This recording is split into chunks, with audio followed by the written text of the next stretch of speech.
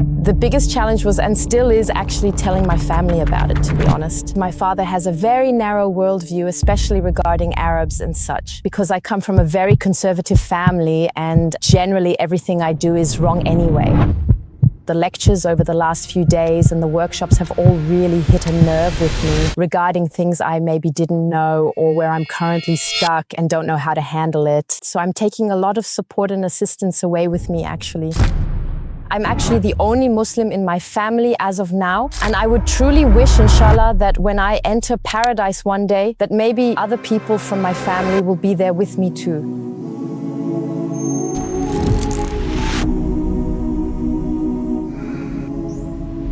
So I'm Vivian, I'm 34, and 5 weeks ago I embraced Islam. Before Islam, I was in a very dark place. I actually mentioned that exact point just yesterday at one of our workshops. I had been searching for a very long time, and honestly, under normal circumstances, I probably wouldn't even be sitting here like this with you today. My very first encounter with Islam was actually quite unexpectedly through the platform TikTok. I think since the COVID era, we've all been quite restricted when it came to making contacts, and I met people there very quickly, mainly Muslims, actually.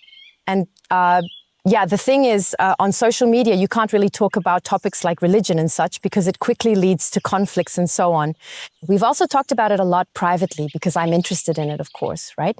So I have to say quite honestly, especially Muslims have always radiated a lot of positivity and also calmness to me. And I found that incredibly attractive. Also, this conviction, this firm faith, and also how they treat each other. I just found that reassuring in a way and totally beautiful because I don't know it like that from other religions. Also, for example, when you convert, you're welcomed so warmly from all sides and get help everywhere. Try doing that in the Catholic Church or anywhere else. There, it's basically indifferent. So the biggest challenge is, of course, first of all, the pronunciation when it comes to recitation. I've been trying to memorize Al-Fatiha for 4 or 5 weeks now. The pronunciation is actually working very well already. I just have a bit of trouble with the memorization, unfortunately, but I'm really putting in the effort. Naturally, a few other surahs as well. But this whole memorizing thing, that's just my main problem right now.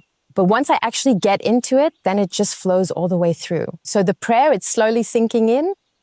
The biggest challenge was, and still is, actually telling my family about it, to be honest. My mother knows, yes. So with my mother, I was actually quite blunt about it.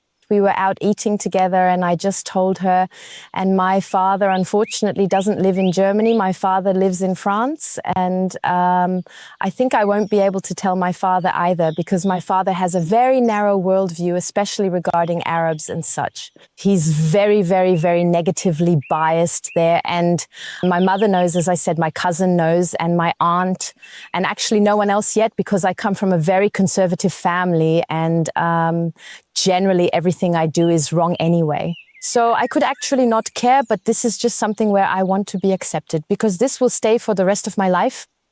Not like some weird job that I might do for a few months, but this is something I've consciously decided on and which, inshallah, will stay with me until my death and beyond that. So as a small child, my grandma always dragged me along to church, even though I didn't want to go at all. But when I said I wanted to stay at home, no, you're not doing that, then you're not a good granddaughter. And then there's no dessert with lunch either. Those were the kind of arguments that convinced me. But whenever I was at my grandma's, usually for 1 or 2 weeks, I also always had to read the Small Catechism by Martin Luther. I was really pressured there without even being asked, is this even for you? Do you want this? Does this interest you? No, it was just assumed because it's part of the family, and if you don't do it, then it's bad. I definitely feel better because I've found so much more connection since then. Also now here through the retreat, we've already been busy exchanging numbers. I'm very, very grateful for that. I just never really had a daily structure before. That alone has already changed through praying, you know. And just as an example, until last week, it wasn't even certain if I'd make it here at all because I have the longest journey. And I really sat there and did my prayer in the evening, and my heart was really heavy because I thought, oh no, now you have to cancel everything, and you were looking forward to it so much. And I really sat there after a prayer and sat like this. Please, please give me a solution. Help me somehow. I want to go there. It's important to me. An hour later, Brother Mo called me and everything was resolved. That was also the first time, actually, that I really thought, okay, how crazy is this now, please? I'm definitely taking away a lot of knowledge. Yeah, I feel a bit better integrated into Islam, actually. It's just generally always been very difficult for me to please my family. I've basically been the black sheep 24/7, whether it was my choice of career or the decision regarding my partner or now with religion. They always said, you can't do anything anyway. And where I think to myself, okay, no matter what I do, it's just not right and it's not enough. Am I even worth anything to you? So that was, and it hurts incredibly because certain people in my family are very important figures to me because I just don't have many people I'm close to left. And then it hurts really, really deep down where I think, when are you actually going to wake up? Then when it's too late for me, what else has to happen for you to just accept me as I am? But I'm actually the only Muslim in my family as of now.